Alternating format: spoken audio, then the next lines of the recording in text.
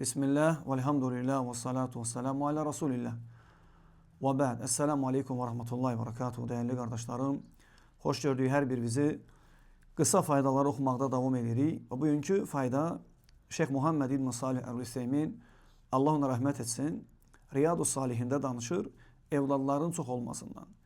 Evladların çox olması Şeyh buyurur ki, ruzunun da çoxalmasına, artmasına səbəbdir. Günümüzdə insanlar, değerli kardeşler, yani əksəriyyət də olmasa əksəriyyətə yaxın bir miqdardadır. Evlad, məsələn, fikirləşirlər evlad barədəki evladı hal-hazırki zamanda dolandırmaq, geyindirmək, keçindirmək, onu yedizdirmək, içizdirmək, oxutturmaq, universiteti və ya və s. evləndirmək çətinləşib. Bunlar hamısı Allahın işidir. İnsan bu şeyə görə narahat olmamalı. Çünki bunlar hamısı ruzudur. Ruzunu Allah özlərinə götürüb. Allah Teala buyurur ki: "Və fis-semâi rizqukum." El-ayə. Sizin ruzunuz göydədir. Başqa ayədə Allah Teala bildirir ki: "Vallahu yerzuqu men yeşâ'u bighayri hisab." Allah istədiyini hesabsız ruzulandırır. Bilmək lazım ki, ruzunu kim verir? Allah. Baxsaz Əz-Zariyyat surəsi 56-cı ayə Qurani-Kərimdə Əz-Zariyyat surəsi var. 56-cı ayədə Allah Teala bildirir ki: "Və mə xalaqtul cinnə vel-insə illə liya'budun." Mən cinləri və insanları yarattım ki, mənə ibadət etsinlər. Mə uridu minhum min rizqin və mə uridu en yut'imun. Mən onlardan istəmirəm ki, məni yedizdirsinlər və mənə bir ruzu versinlər. İnnallaha huvar-razzaq zul quvvetil metin. Əksinə Allah özü Ər-Razzaq, yəni ruzu verəndir və mətin, güc-qüvvət sahibidir Allah Teala. Bu ayələr nəyə göstərir? Ruzu valideynin işi deyil. Ruzu aləmlərin Rəbbi olan Allahın işidir. Allah Teala yaradıb və başı başına buraxmayıb. Allah Teala öz üzərinə götürüb onun ruzusunu, onun həyatını, onun Allah Teala xoşbəxtçiliyini, ona yardımı, onun müdafiəni, ona köməyi Allah Teala öz üzərinə götürüb. Ona görə evladı öldürmək olmaz. Məsələn, bugün görsən, qadınlar bəziləri figurası dəyişəcək, görkəmi dəyişəcək və ya bəziləri fikirləşir ki, mən ona baxa bilmərəm, çətin olacaq mənim üçün, gedir öldürür uşağı, abort elətdirir və s. Olmaz belə, vallahi böyük günahdır. Allah Teala buyurur ki, Quran-ı Kərimdə: "Lə təqtulu əvladakum xəşyətə imlaq." Evladlarınızı kasıblıq qorxusundan ötürü öldürməyin. Nəhnu narzuqukum və iyyahum. Sizi də, onları da biz ruzlandırırıq. Bax, Allah deyir ki, səni də, onu da mən ruzlandırıram. Yəni, evladın ruzusunu Allah sənin əlinlə versə də, bil ki, Allah verir. Sən gətirmirsən. Elə fikirləşmə ki, məsələn, evladı öldürdün, artıq sən xilas oldun ondan, işin asanlaşdı. Yox, birinci böyük günah eləyirsən. Böyük günah eləyirsən. Çünki Allah Teala bildirir ki, qiyamət günü soruşulacaq, qız uşaqlarını niyə öldürdünüz? Bi əyyi zənbin qutilət. Hansı günahına görə öldürüldü? Məyər onun günahıdırmı? Məsələn, ruzusunun az olub çox olması onu öldürürsən. Olmaz belə. Peyğəmbər sallallahu aleyhi ve sellem hədisdə xəbər verir ki, sizdən birinizin, hər birinin xilqəti anasının bətnində 40 gün nütfə halında olur. İkinci 40 gündə ət parçası olur. Üçüncü 40 gündə, yəni 120-ci günün tamamında Allah Teala mələk göndərir, artıq ona ruh verilir.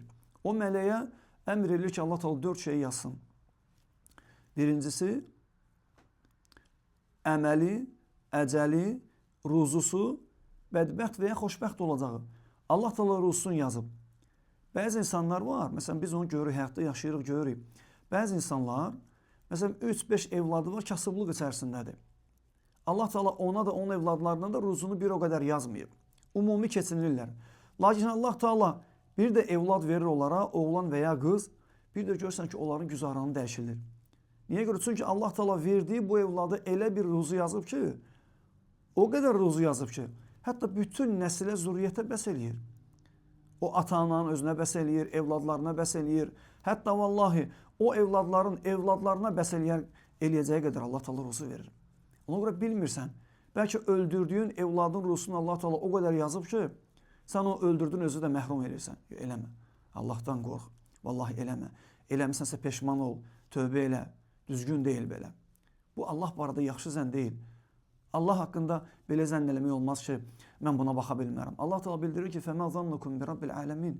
Sizin aləmlərin Rəbbi olan Allah barədə zənniniz nədir? Allah onu yaradıb, onu ruhsuz qoyacaq. Allah onun ruhsuna görə sənə çətinliyə salacaq, belə şey eləməz.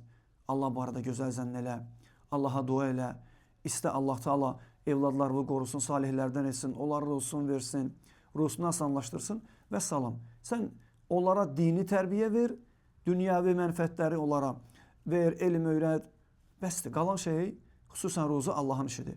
Burada şeyxə sual verirlər ki, evladların çox olması ruzunun azalmasına səbəbdir. Yoxsa necə? Şeyx deyir ki, لَقَدْ ضَلَّ ضَلَالًا مُب۪ينًا Açıq, aydın azğınlıq içərisindədir. Kim? Mən əsə əzzannə bi rabbihi. O kəs ki, Rəbbi barədə pis zənn eləyir. Fəqalə və deyir ki, lə tuksirul əvləd. Evladınızı çoxaltmayın. Dünyaya çox evlad gətirməyin. Tudayyiq aleykum əl-arzaq. Niyə görə? Çünki ruzunuz azalacaq. Güzaranınız çətinləşəcək. Ruzunuz həyatdan sıxıntı çəkəcəksiniz. Sonra şeyx buyurur ki, kəzəbu və rabbəl arş. Ərşin Rəbbi olan Allaha and olsun ki, onlar yalan deyirlər. Fəidə əksəru minəl əvləd. Onlar evladı çoxaltsalar, əksərallahu min rizqihim. Allah da onların ruzusunu çoxaldıb artıracaq. Li'ənnəhu mə min dəbbətin fil ardı.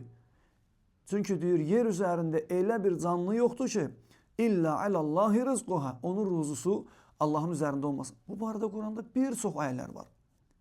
Bir çox ayələr var. Elə bu sözünlə də şeyx Allahın Quranda olan ayələrinə işarə eləyir ki, yer üzərində elə bir canlı yoxdur ki, onun ruzusu Allah'ta olmasın. Yəni Allah verir onun ruzusunu. Sonra şeyx buyurur ki, fərizqu avladik və atfalik alallahi azza və cəllə. Sənin evladlarının, körpələrin, evladlarının ruzuları Allahın üzərindədir. Yəni Allahdadır.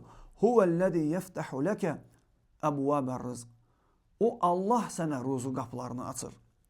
Niyə görə? Min əcli ən tunfiq aleyhim. Sən də onları xərcləyəsən deyə. Bəzilər görsən, məsələn, ruzusu da boldur. Fikirləşir ki, məsələn, uşağın artması, yəni belə desə, yəni xərcləri, rasxodları çoxaldır. Allah onu verib ki, sən elə ona xərcləyəsən. Necə burada şeyx qeyd edir. Allah Teala'dan istəyir ki, Allah Teala bizim hər birimizə əməli salih qız və oğlan evladları versin və onların etdiyi salih əməllərdən hər birimizə savab nəsib eləsin.